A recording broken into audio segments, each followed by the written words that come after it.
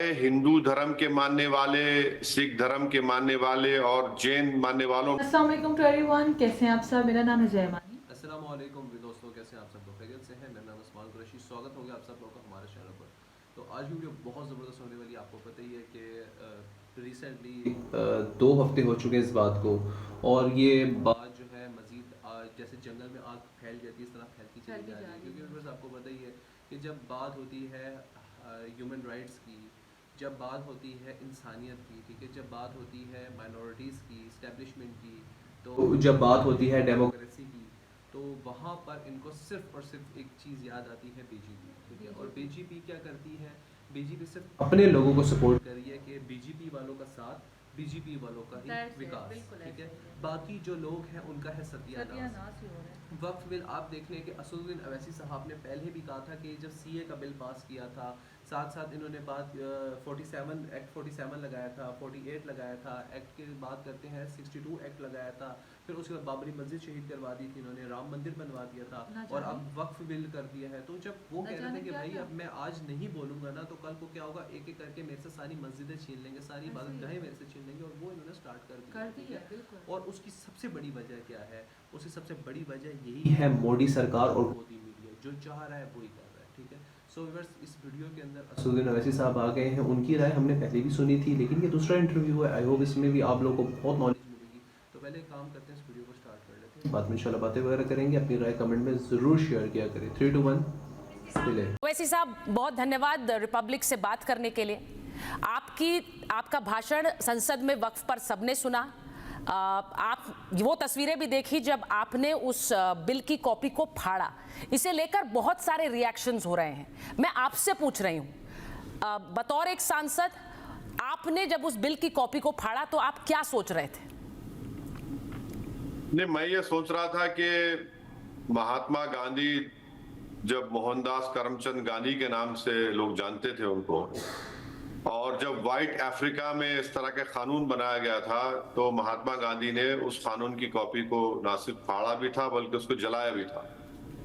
तो ये गांधीयन तरीका है अपने एहतजाज को, अपने प्रोटेस्ट को दर्ज कराने का। और मेरा मानना ये कि ये जो बिल जो अब कानून बन चुका है ये अनकॉन्स्टिट्यूशनल है, ये डिस्क्रिमिनेटरी है, ये आर्टिकल 26, 25, 14 और 29 और आर्टिकल 15 का वायलेशन करता है।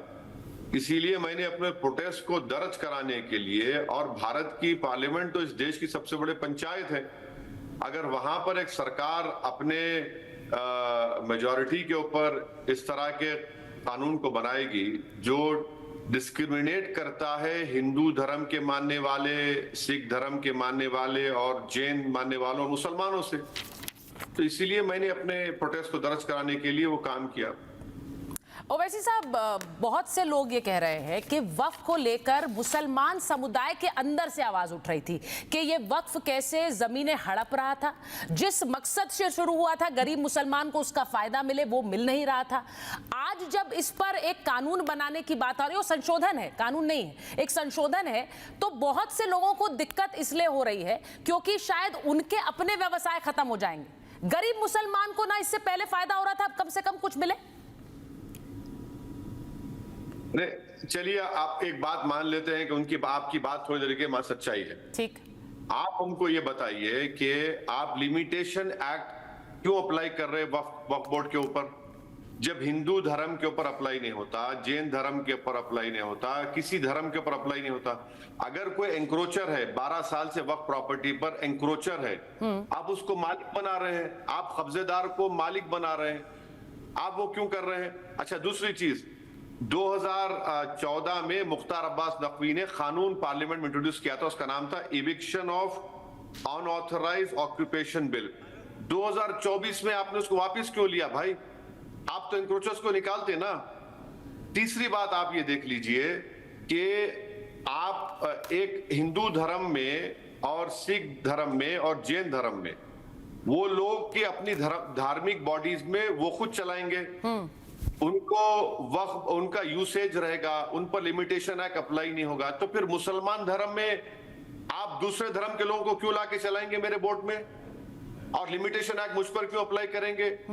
और मैं आपसे रिक्वेस्ट कर रहा हूं मैडम कि राम मंदिर बाबरी मस्जिद जजमेंट में सुप्रीम कोर्ट ने वक्फ बाय यूजर को अपहेल्ड किया जी, और बताया, उसके उसके 3-4 पेजेस जजमेंट में है। पहले तो गवर्नमेंट ने इलीगल काम किया कि किसी सुप्रीम कोर्ट के जजमेंट को इस तरह आपने ओवरटर्न कर दिया। जब temple by usage, mutt by usage हो सकता है, जिसका तमिलनाडु के एंडोमेंट बोर्ड में कानून है, तेलंगाना आंध्रा में है, तो आपने मुसलमानों की वक्फ प्रॉपर्टी से वक्फ बाय यूजर को क्यों निकाल दिया जो सुप्रीम कोर्ट में है? आपको मैं रिक्वेस्ट करूंगा कि एक बात समझिए जी, मिसाल आपको एग्जांपल दे रहा हूं। अब ऐसे कई मस्जिद हैं जिनके पास डॉक्यूमेंट्स नहीं है, तो वो 100 साल 200 साल से मस्जिद है, वक्फ बाय यूजर है। अब कल सरकार बोलेगी रजिस्ट्रेशन नहीं होगा इस कानून में क्योंकि तो पास कागज नहीं है। मैं कहूंगा भाई वक्फ बाय यूजर, तो सरकार बोलेगी नहीं, हमने तो वक्फ बाय यूजर निकाल दिया क्योंकि यहाँ पर डिस्प्यूट हो गया, यहाँ पर गवर्नमेंट क्लेम करे अपनी प्रॉपर्टी को। तो फिर दूसरी चीज ये है कि अगर मेरा कोई इंक्रोचर है मेरी वक्फ प्रॉपर्टी पर, मैं उसको निकालने जाऊंगा तो सरकार बोलेगी तुम नहीं निकाल सकते, लिमिटेशन एक्ट अप्लाई हो गया, वो 12 साल से मालिक हो गया। अब समझिए कि मुंबई में एक बहुत बड़ा भारत का दौलतमंद आदमी है जिसने शिया बरादरी में, खोजा बरादरी है, उनके यतीम खाने को खरीदा 22 करोड़ में, जो आप वक्फ प्रॉपर्टी को कभी एलियनेट नहीं कर सकते। अपना आलीशान बंगला बना लिया, सुप्रीम कोर्ट में केस चल रहा है। तो ये कानून इसलिए लाया गया ताकि एडवर्स पोजीशन की बुनियाद पर वो मालिक बन जाए। आप हमको बताइए ना कि कौन सा ऐसा प्रावधान आपने उसमें रखा जिससे वक्फ प्रॉपर्टीज को बचाया जाएगा, इनकम बढ़ेगी। अच्छा, इनकम की बात आ रही है, मिनिस्ट्री ऑफ माइनॉरिटी अफेयर्स में आप चेक करिए, कौमी तरक्याती स्कीम है, 2022-23 में आपने 17 करोड़ एलोकेट किए, 3 करोड़ दिए और 3 करोड़ में 1 करोड़ खर्चा नहीं हुआ। ओवैसी साहब, मैं एक चीज आपसे पूछूंगी, क्योंकि जब भी आप माइनॉरिटीज की बात करते हैं, आप मुसलमानों के साथ क्रिश्चियंस की भी बात करते हैं, आप जैन्स की भी बात करते हैं, ये अच्छी बात है, लेकिन वही माइनॉरिटीज, जैन्स हैं, क्रिश्चियंस हैं, वो कहते हैं वो सेंस ऑफ एंटाइटलमेंट हमें तो नहीं है जो वक्फ के जरिए मुसलमानों को है। मुझे ये बताइए, जब हम केरल की बात करते हैं तो जमीनें जिन पर कब्जा हुआ उनमें क्रिश्चियन परिवार भी हैं, लोग इसे हिंदू मुसलमान बनाने पे लगे हैं। नहीं, देखिए वक्फ बोर्ड जो है हिंदू एंडोमेंट बोर्ड की तरह, जैन एंडोमेंट बोर्ड की तरह, क्रिश्चियन रिलीजियस चैरिटीज की तरह एक प्योर रिलीजियस इंस्टीट्यूशन है, प्योर रिलीजियस। अच्छा, ये कानून जो है वो तो क्रिश्चियन धर्म का, गवर्नमेंट ऑफ इंडिया का कानून नहीं है उनके पास। अब जो लॉ है वो हिंदू धर्म, मुसलमान धर्म, जैन धर्म के ऊपर, और साईं बाबा ट्रस्ट भी है। अब साईं बाबा ट्रस्ट ये कहता है कि अगर कोई एम्प्लॉय भी होगा तो उसको साईं बाबा में अपना बिलीफ दिखना पड़ेगा। अब जब आप अपने धर्म के लिए प्रोटेक्शन दे रहे हैं तो आप मुस्लिम धर्म को, इस्लाम धर्म को क्यों नहीं दे रहे हैं भाई? ये तो राइट टू इक्वालिटी का वायलेशन है ना मैडम, राइट आर्टिकल 15 का वायलेशन है, डिस्क्रिमिनेशन आप कर रहे हैं, फ्रीडम ऑफ रिलीजन का वायलेशन कर रहे हैं। और अगर किसी की प्रॉपर्टी पर कब्जा हुआ है, जैसा आप बोल रहे हैं जी, तो उसको इख्तियार है, आप ट्राइब्यूनल जाइए, कोर्ट जाइए। अच्छा, और आखिरी बात मैं आपको समझा रहा हूं आपके समझने के लिए और आपके दर्शकों के लिए, कोई भी प्रॉपर्टी वक्फ कैसा होती है। अगर मिसाल के तौर पर मैं अपनी प्रॉपर्टी दे रहा हूं तो मैं वक्फ बोर्ड को लिखता हूं, वक्फ बोर्ड सर्वे कमिश्नर को, जो अब गवर्नमेंट ने सर्वे कमिश्नर को निकाल दिया जो कलेक्टर से बड़ा है, वो इंक्वायरी करने से पहले नोटिस देता है कि भाई ये प्रॉपर्टी इनकी है नहीं है, हम सर्वे कर रहे हैं। सर्वे करने के बाद अगर वो कहता है कि प्रॉपर्टी मेरी है तो चीफ सेक्रेटरी को लेटर लिखकर chief secretary gazette notification issue करती है, वो वक्फ प्रॉपर्टी बनती है। अब उस गजेट नोटिफिकेशन को आप नहीं मान रहे तो मैं क्या करूं बोलिए आप? उत्तर प्रदेश में तो योगी सरकार गजेट नोटिफिकेशन को मेरा बड़ा एक नकार दे रही है। सिंपल सा सवाल है ओवैसी साहब, जो ये बार बार आपने सुना होगा, ये हर बार कहा जा रहा है कि 3rd लार्जेस्ट लैंड ओनर इस देश में वक्फ है। अब समस्या ये है कि आप ही का बयान कह रही हूं कि इस देश में मुसलमान पिछड़ता चला गया, इस देश में गरीब मुसलमान और गरीब होता रहा, तो वक्फ तो बना ही था गरीब मुसलमान की मदद करने के लिए। 3rd लार्जेस्ट लैंड ओनर है लेकिन गरीब मुसलमान गरीब होता चला गया, तो मदद की क्या वक्फ ने? पहले तो आपको मैं करेक्ट कर दूं मैडम कि 3rd लार्जेस्ट लैंड बैंक वक्फ बोर्ड के पास नहीं है। नहीं है। कैसा नहीं है बताता हूं। बताइए। आपको मैं देखिए, आप ले लीजिए तमिलनाडु की मिसाल।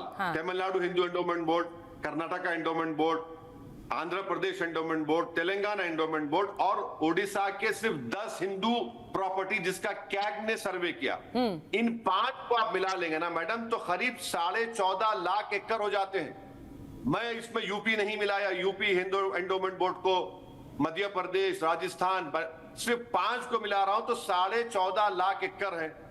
तो ये जो प्रोपेगेंडा बीजेपी संघ परिवार ने किया वो छूटा है, नंबर 1। दूसरी बात आप कह रहे हैं कि रेवेन्यू क्यों नहीं बढ़ रहा है, वही बोल रहे हैं ना आप। तो रेवेन्यू बढ़ाने के लिए, सुन लीजिए, रेवेन्यू बढ़ाने के लिए सरकार ने क्या मदद की? रेवेन्यू बढ़ाने के लिए आपने हमको वो पावर्स नहीं दिए जो हिंदू एंडोमेंट बोर्ड के पास समरी एविक्शन पावर है, वो उनके एंक्रोचर्स को निकाल सकते हैं। मेरे पास क्या, आखिरी बात सुनिए, मेरे पास पावर क्या है कि अगर मैं आपके खिलाफ केस जीतता हूं सुप्रीम कोर्ट में, तब भी मैं जाकर एंक्रोचर को नहीं निकाल सकता, मुझे एग्जीक्यूटिव पिटीशन लोकल कोर्ट में डालना पड़ता है। आप वक्फ बोर्ड को पावर्स नहीं देकर जो थोड़े पावर्स थे उसको तो आपने निकाल ही दिया, और आप मुझसे सवाल कर रहे हैं रेवेन्यू कैसा नहीं है, रेवेन्यू क्यों नहीं बढ़ रहा है। अरे भैया, जब आप पावर्स देंगे, एविक्शन के पावर्स मुझे देंगे, अब ट्राइब्यूनल के फाइनल पावर्स को आप छीन रहे हैं। मैडम, आपकी कंपनी है, रिपब्लिक टीवी चैनल है, अगर आपके पास कोई झगड़ा होगा तो आप एनसीएलटी को जाते हैं ना, आपके एमडी साहब तुम्हारा है, एनसीएलटी को आप जाते हैं तो ट्राइब्यूनल है, ट्राइब्यूनल से अगर कोई फैसला आपके खिलाफ होता है, मिसाल के तौर पर, जो नहीं होगा कभी, तो आप अगर हुआ तो रिव्यू डालते हैं हाई कोर्ट में। यहाँ पर भी आप कह रहे अपील डालो। अरे भाई, जब वहां पर सही है, यहाँ पर गलत कैसे हो रहा है? देखिए वैसी साहब, मैं हमेशा कहती हूँ आप बहुत अच्छे वक्ता हैं, लेकिन आप क्या इस बात को नकार रहे हैं कि वक्फ थर्ड लार्जेस्ट लैंड ओनर नहीं है? आप कह रहे हैं ये सरासर झूठ है, ये संघ परिवार का फैलाया झूठ है। तो ओवैसी साहब ऑन रिकॉर्ड कह रहे हैं कि वक्फ के पास इतनी जमीन नहीं है जितना के प्रचार किया गया। बिल्कुल झूठ है। मैं आपको कह रहा हूं ना, 5 हिंदू धर्म बोर्ड, एंडोमेंट बोर्ड के कर्नाटका, तमिलनाडु, आंध्रा, तेलंगाना और उड़ीसा के सिर्फ 10 प्रॉपर्टीज, अगर आप यूपी, बिहार, राजस्थान, बंगाल को मिला लेंगे तो मैडम जो पैसा आता है डिफेंस से बड़ा हो जाएगा। सर, तिरुमाला तिरुपति की भी मैं बात कर लूं, टेम्पल बोर्ड से भी जो पैसा आता है, जो टैक्स लगता है, वो टैक्स देश में बेहतरी के लिए सबके लिए जाता है। वो हिंदू मुसलमान नहीं देखता है, वो क्रिश्चियन और जैन नहीं देखता है।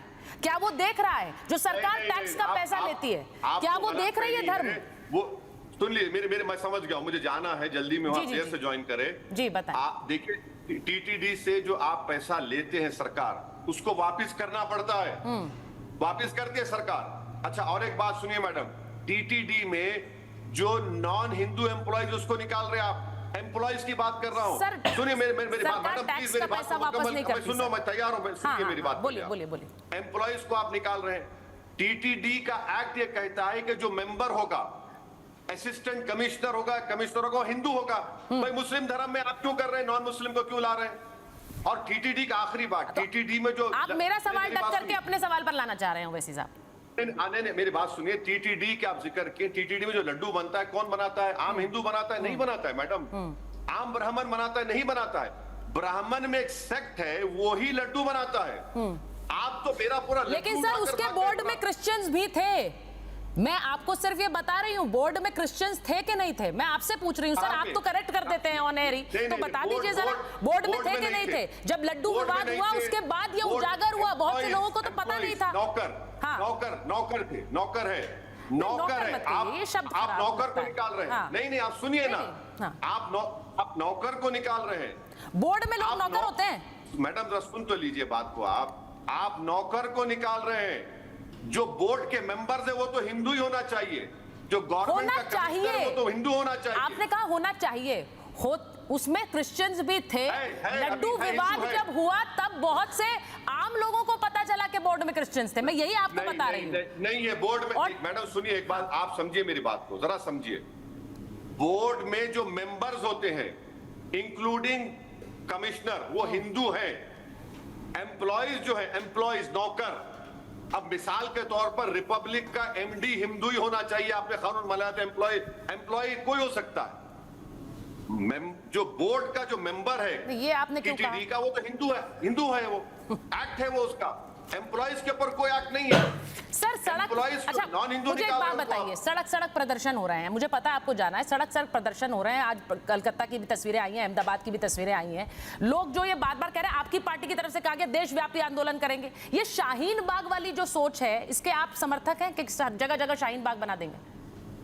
एक बात सुनिए, सुप्रीम कोर्ट ने कहा ना प्रोटेस्ट करने का राइट हमको है, तो आपको हमको क्यों इतना तकलीफ होनी चाहिए? प्रोटेस्ट तो डेमोक्रेसी है ना, कोई किम जोंग की तो नौकरशाही नॉर्थ कोरिया तो नहीं है, चाइना सहमत तो हूं मैं नहीं है। आपसे, लेकिन एक भारत आम का आदमी अम्बेडकर के लिए का दिया हुआ जब संविधान है। आप एक आम अब आदमी के लिए अब सड़क अगर- रोक देते हैं। अगर पीसफुल प्रोटेस्ट होता है तो किसी के पेट में दर्द नहीं होनी चाहिए। मैं आपसे Peaceful सहमत हूं protest सर, होगा।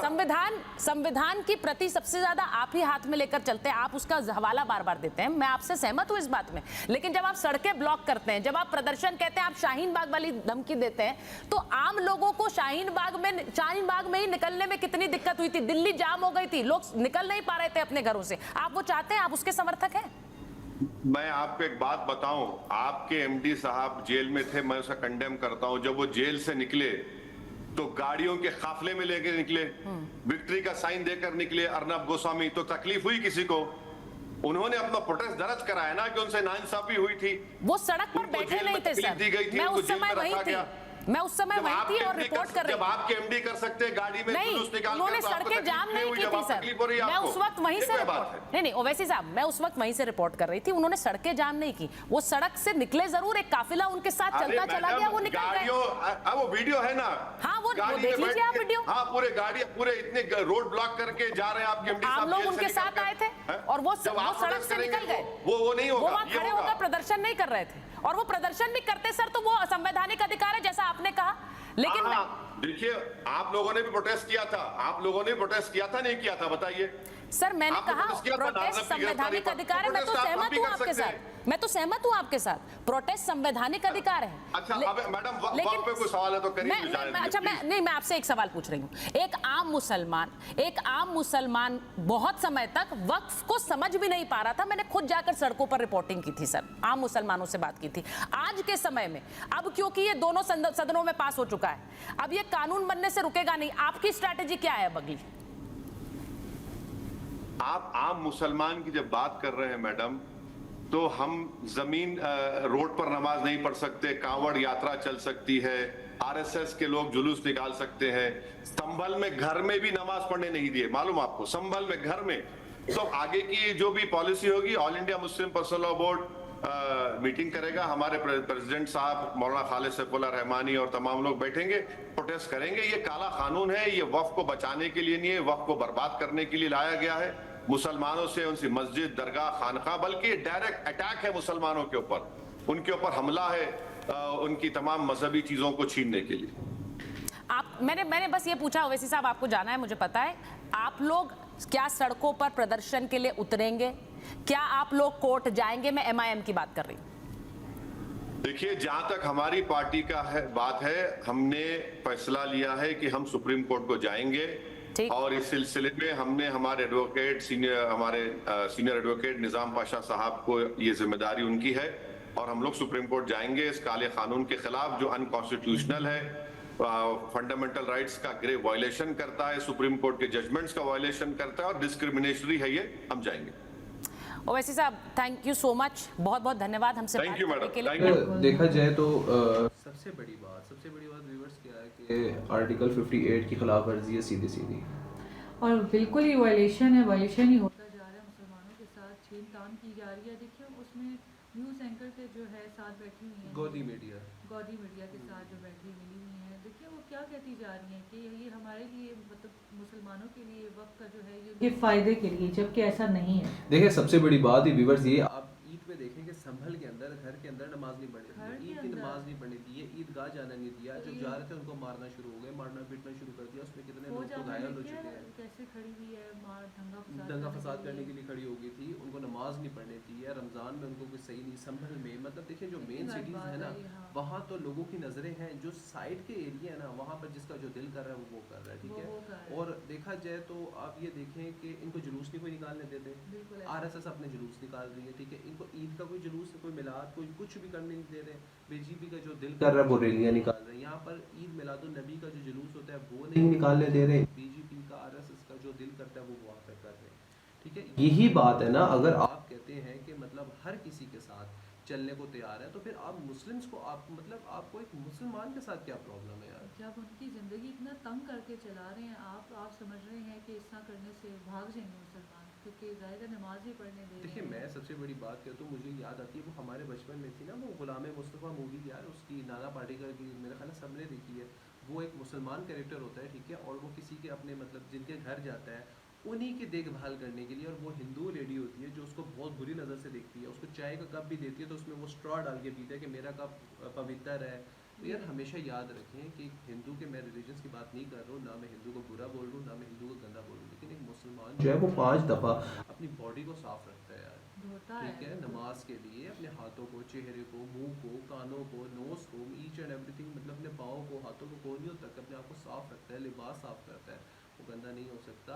आपकी जो इस जाति के लोग हैं ना, जो अगर आप लोगों ने मूवी देखी गुलामी मुस्तफ़ा, मेरा ख्याल है हर बंदे ने देखी होगी, जो हमारे बचपन की मूवी थी यार, मुस्तफ़ा भाई बहुत फेमस एक्ट उसमें हाँ किया जी है, बिल्कुल। ठीक है। तो उसमें आप देख सकते हैं कि किस तरह एक मुसलमान के खिलाफ बातें करती थी वो लेडी, एक हिंदू लेडी थी, लेकिन ठीक है। जब उसने लेकिन हकीकत देखी जब उसकी, हकीकत उसने देखी कि यार ये मेरे लिए, मेरी बेटी के लिए मतलब कर अपनी रहा जान है, गंवाने और के लिए क्या नाम है, मेरी बेटी की हिफाजत कर रहा है, मेरे बेटे की हिफाजत कर रहा है, हम दोनों की हिफाजत कर रहा है, तो उस हिसाब से फिर वो पिघल गई और उसने कहा नहीं, मुसलमान ठीक होते हैं। ऐसे पुराने ज़मानों में चलता आ रहा है आप कि जी जी पुराने ज़मानों में ऐसे ही चलता आ रहा था कि इसी तरह हिंदू मुस्लिम को नफरत की निगाह से देखा जाता था, लेकिन जब मुस्लिम के अंदर जब उन्होंने रहम दिली देखी है, जब उसका तौर तरीका देखा, तो कितने लोग जो है वो ईमान ले आए, कितने लोगों ने कलमा पढ़ा जो हिंदू मुसलमानों के ऊपर मजहब से देखा थे। जाए, ये बिल जो है वो एक किस्म का बिल नहीं है, सीधा सीधा तो वो है ना एक अटैक है मुसलमानों के अटैक ऊपर, है, कि वॉयलेशन है। आप ये देखें कि मस्जिदें छीनी जा रही हैं, मंदिर, उनकी जो इबादत गाहें हैं वो छीनी जा रही बड़े हैं, प्यार से छीनी जा रही दरबारें है। छीन जाने,